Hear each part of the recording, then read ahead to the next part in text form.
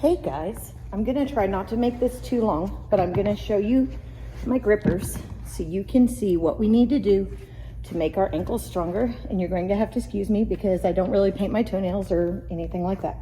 Okay, so first thing, I'm holding onto a bar which you can't see above you. You can hold onto a counter or anything.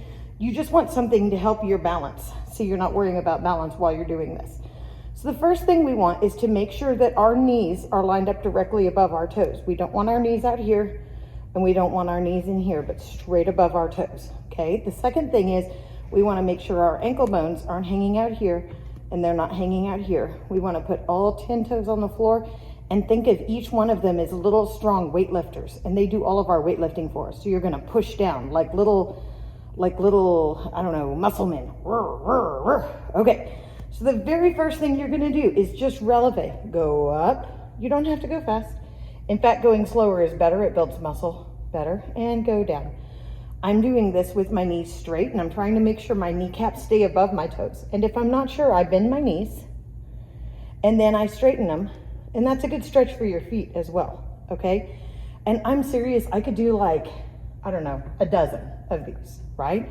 But maybe you do 4 and then you rest and you do 4 more and then you rest and you just go over and over and over. Now, every time you go up, you want to make sure your ankles aren't collapsing in and they're not going out here. They're just straight up. So you have a straight line from your toe up the middle of your ankle bone up to your knee bone, okay? Think of a straight line. Like if I was fancy, I would draw a line on the video, but you get the idea, right? Just straight up, straight down. So you're going to go up and down, I don't know. I like 16. Let's go 16 times. Ready? 1, 2, 3, 4, 5, 6, 7, 8. Okay, great. You did 16. Now, you're going to bend your knees 1, ankles 2. Make them straight on top. Go up 3, down 4, and then reverse. Go up, ankles forward, heels down, and stretch. And we're going to do that 8 times. 2, bend, stretch, down, releve, bend, heels up. And if you have like one of those wall mirrors that you can put in front of you on the ground where you can see your feet, that's a bonus. You don't want your feet to be wibble wobbling, right?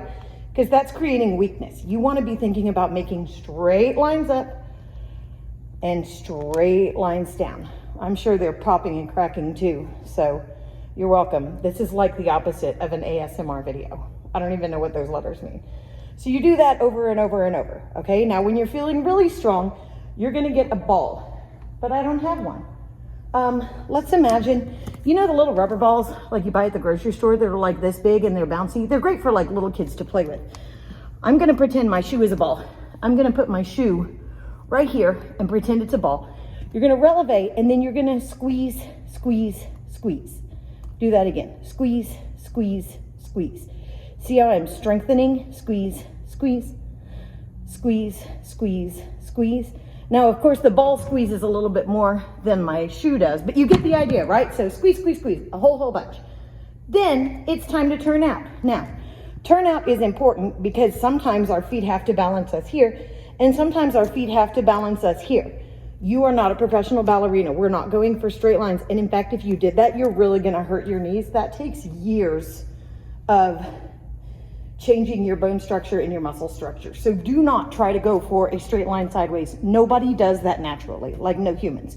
What you're gonna do is start your feet on the floor, rack back on your heels, open your toes as far as they feel like going and put them down, and that's your V. Now, I'm facing away from you, so I'm gonna wobble, wobble, wobble. You see my V? It's not a straight line. This is my straight line. This is my V of my natural turnout. We're gonna do the same thing in that V. Again, we're thinking about ankle bones not touching the floor, and not up here, but using all 10 of those toes like little weightlifters. And we're gonna do the same things, up and down, 16 times, nice and slow. Maybe you have some like really cool slow jazz music you can play and do this too, over and over. And then we're going to do the plie, press ankles, stretch, roll down, releve, press ankles, heels down, and straighten over and over. As you do that, stop right here. Are your knees going directly over your toes? It shouldn't be going over your pinky toe. It shouldn't be going on the inside. It should be going over like I don't know what, your pointer toe, like your number 2 toe or your number 3 toe. It's going right over the middle of your foot. Plie, ankles up, then releve, ankles down.